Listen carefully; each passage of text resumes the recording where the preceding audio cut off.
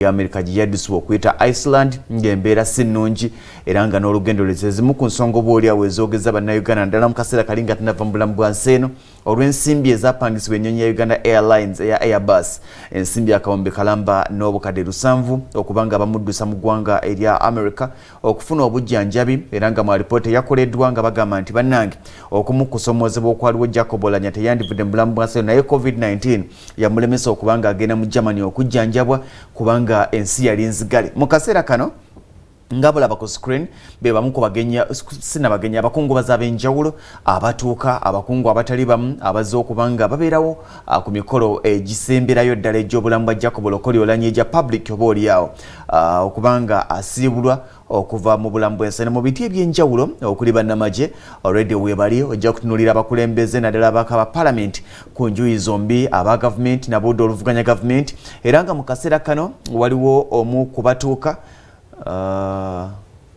mu kaseera kano omubiri gw'omugenzi gutuusibwa mu kifo wennyini ewategekeddwa emikolo egy'okumusibula gw'omubiri gw'omugenzi gw'obadde olaba emmotoka eya A+ ebadde eguleeta wakati obuyinza okugamba nti mu kiyongobero ekyabamu ku booluganda ekyabamu ku batuuze mu kitundu ekyo ekya Omoro kwoteka Northern Region okutwalira ewamu mu mmotoka egyolaba mwe muli omubiri gw'omugenzi Jacob Oulanyah era ng'embeera eriwo ku lwaliro y'embeera ezeebeerawo mu nnaku zonna newankubadde ng'ate kati oyinza okugamba nti wabaddewo okweyongera kubanga ebiseera ebisinga omuntu bw'ava mu bulamu bw'ensi n'alwawo nga tannaziikibwa abantu babeera nga abakyerabira naye ate ku lunaku olusembayo lwabagenda okuziikibwa olabira ddala ng'abantu emitima gikomawo wakati mu kwennyika n'ogamba nti agenze ku myaka emito emyaka 56 oyinza okugamba nti y'omu ku bakulembeze abafiiridde ku myaka emito ate ng'abadde ku kifo eky'enkizo kubanga abadde namba 3 wa Uganda asalawo biki gwanga ku bigenda okutambulira yabadde omukulembeze w'essiga erimu ku eryo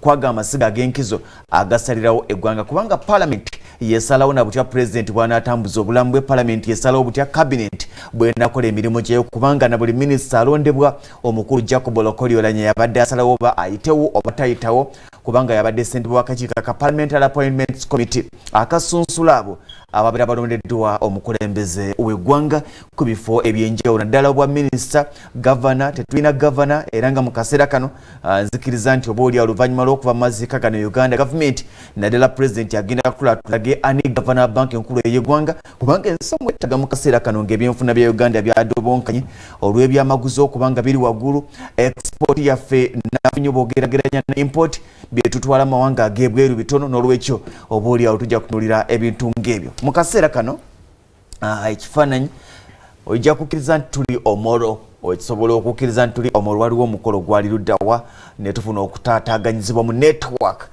so oyinza okulaba nga tufunamu okutaataaganyizibwa naye nga tugenda kuba nga tukuwa byonna enteekateeka nga bwe zigenda okuba nga ate zitambula. Haji Moses Kigongo yagenda okuba nga akulemberamu oludda olwa gavumenti NRM kubanga ono abadde munnakibiina kya NRM ate nga Moses Kigongo abadde mukama w'oli ku side emu oba ku ngeri emu oba endala kubanga yeno ye National Vice President wa NRM Vice Chairperson owa NRM ate ng'oli abadde Vice Chairperson mu bitundu eby'obukiikakkono bwa Uganda. Morris Mukiibi bw'otunuuliremu ku nsonga eziriwo y'ensonga eya ssente ezamuteereddwako etteeka niriraga nti ebitundu 3 ku buli 100 eby'omusaala gwe gulina okuba nga ate guteekebwa ku maziika wabula bagenza okumaliriza ng'ebitundu 3 ku buli 100 ebyogerwako tubiyiseemu oba oliawo anti ekyebuzibwa kiri nti ebitundu 3 ku buli 100 bwe biba tebimala biyinza bityo obutamala ndakugambye ogw'omwaka omusaala gw'omwaka ne bwe guba gwa mwaka speaker ne babanga abadde afuna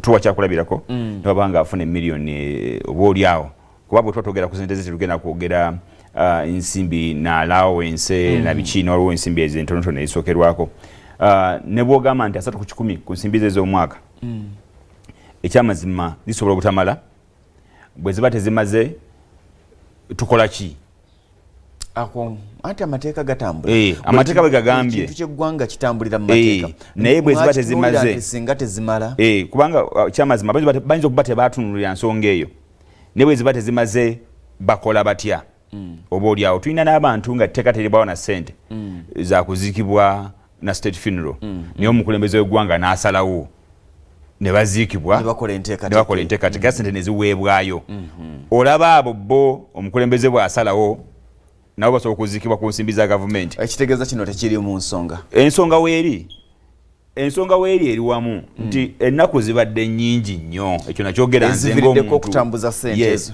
Nti bw'okola ennaku 19 nga weeziri ennaku ezo 19 nga nnyingi, kitegeeza nti buli lunaku waliwo ssente ne bwe musipendingako miliyoni 10 mwesiŋŋaana ng'era mukoze mutya? Muzze ku kawumbi. So ennaku ezo zaali zirina okukendeera ne zitaba nnyingi. Oba oli atwalirabye reduction mu nsimbi eziweereddwayo. Simanyi oba abateekateeka balina kakodiyo nti bwe tuba n'ennaku ennyingi tujja kusobola okufunamu. Kuba nze nkugamba nti ku Lwokutaano lwe yajja ezo ennaku ezisooka bagenda maaso n'okukola enteekateeka mu nnaku 2-3 ne bamuziika tewali yandibavunaanye. Kubanga already abantu baali bagenda mu maka ge ne boogera byonna bye baagala okwogera ne bakungubaga. So bwe yandizze embeera yandibaddewo waka kusulayo teekateeka eddako singa nze mbadde mu nteekateeka kugenda ku paalamenti kusaba kololo kugenda omolo. Otunuulire ensonga ya ani agenda okuba nga amusikira olw'ensonga nti wabaddewo amawulire agafuluma nga galaga nti batunuulidde okulabika nga mutabani we yagenda okuba nga adda mu kifo kya taata kyabaddemu. However, nze I've been a bit disappointed n'abantu abasikira bazadde babo babenganda zaabwe. Abamu bakyali balamu sigenda boogerako. Soogera kuba na nkwe ekyo kulabirako. Ngani nedda sebo ngenda maaso nekikwatako kyo. Sigenda kumenya sekino wadde nga bangi tubalabye nga basikira ba taata, basikira ba mama, basikira ba sister, naye ogenda okulaba performance yaabwe nga nzibu. Tusuubire nti omwana agenda kutuula mu ngatto za kitaawe oba bakitekinga nga tewali kyakuza gye kukubagiza family. Ekyamazima family ng'efiiriddwa omuntu tewali nsonga ya kukubagiza na kuwa kifo mwana wamwe. Kubanga ekyamazima ffe tulina waliwo enjogera egamba nti omukaafiiri asobola okuzaala omusomi. Of course. Ekyo kitegeeza nti ezaala enkolya. Kitegeeza nti omuntu omulungi ennyo gwe tuli mu kukungubagira oba gwe twakungubagira oba gwe twali twagala ennyo n'atuvaako asobola okuba nga omwana we talina busobozi bubeera w'amaanyi ye nga bw'abadde. So ne sacrificing ekifo ne tukiwa omwana ekyamazima n'ataperforminga bulungi. Bino ebifo bw'obigaba obugabi nti olw'okuba twagala okubagiza family, twagala okubagiza omuntu, kireetawo n'embeera ey'okufuula ebifo ebitali byansikirano okufuuka ebyensikirano. Ekifo ekitali kyansikirano mutandika okukifuula ekyensikirano. Era nga gwe bwesimba ku mwana we bakulabanga omusezi yennyini awedde emirimu. Kuba mwagala omwana n'afuuka ki? N'afuuka omwana. Eyo nsobi. Okwata omwana abadde talina kirooto kya byabufuzi ne mubimuyingizaamu talina kyamanyi. Abadde alowooza birala nnyo, abamu baba kyalina ku ssomero tanaba nakumaliriza fokasi ye neekyuka. Yali ani ndowooza ye mubaka ndowooza omuntu eyasooka eddala yali Wasirina ne Banda? Waliwo wa Nebanda naye yali muganda w'oyo. Naye waliwo n'omulala eyajja era nga va mu sayidi eyo naye nga yali muwala n'adda mu kifo kya akayali taata we bitundu eyo. Naye kigeza okulaga waliwo atayogererako ddala nga tufunye bangi. Waliwo kale abagenzi n'okumola bakomawo. Abamu babeeyo kisanja kimu. Tulabye tebadda. Mu bataakomawo ye mubaka owa Lubaga South mu Parliament y'eggwanga. Muwala wa Honorable John Kennedy Charles the man. Teyakomawo. Mukyala Nampijja, Honorable Nampijja teyadda. Mubala betutunulira abakomyewo ate owa Bukomansimbi mu kifo ky'ababawe beyabirime nga avudde mu bulamu bw'ensi eno ate mutowe yajja n'akitulamu in fact akoze ne kakati akomyewo kati gyali ajali twakiraba mu kuziika Kamuli Hajati Wetongola balonda omwana ne ku Nebanda nokiraba tunulira ekyotera mama Honorable Sentongo Honorable Sentongo omukyala ina ntongo omwala ina ntongo omwana kati ina ntongo naye ogenda okulaba nga balonda omwana najja. So abantu bano oluusi tekifuuse nnyo ekyakajanja kibi ekyamazima sigamba nti buli anajja ayinza okubeera omubi naye tetwagala nnyo kufuula bifo bino byansikirano. Kijja kubatuukako n'ebifo byemutagalamu mbeera eyo ebeerewo nga biri justaibe okubanga bigenda mu maaso bityo.